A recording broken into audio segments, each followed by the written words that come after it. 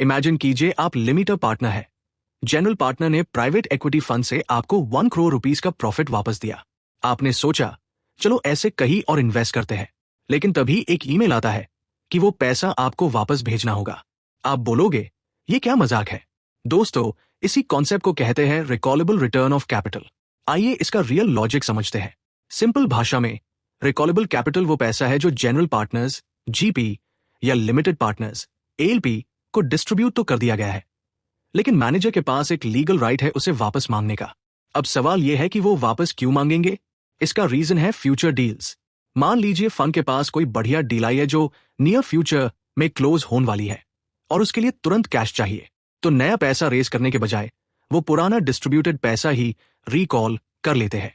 GP ऐसा इसलिए करते हैं क्योंकि उन्हें वो डील क्लोज करनी होती है। प्राइवेट इक्विटी में टाइमिंग सब कुछ है। अगर फंड के पास बैंक में कैश नहीं है तो वो आपसे कहते हैं वो जो 1 करोड़ रुपीस दिया था वो अभी चाहिए, क्योंकि हम एक नई कंपनी बाय कर रहे हैं। इसे फंड को नया कमिटमेंट कॉल नहीं करना पड़ता और डील्स फास्ट ट्रैक पर मूव होती है। इस प्रोसेस को हम कैपिटल रिसाइकलिंग भी कहते हैं, क्योंकि पैसा सिस्टम से बाहर जाकर तुरंत वापस आ जाता है। लेकिन एज एन इन्वेस्टर आपके लिए ये थोड़ा ट्रिकी है। क्यों? क्योंकि आपको उस पैसे को लिक्विड रखना पड़ेगा। आप उसे कहीं और 5 साल के लिए लॉक नहीं कर सकते, क्योंकि जीपी उसे at any point in time वापस मांग सकता है। हमेशा अपना एलपीए अग्रीमेंट चेक कीजिए कि रिकॉल विंडो कितनी है।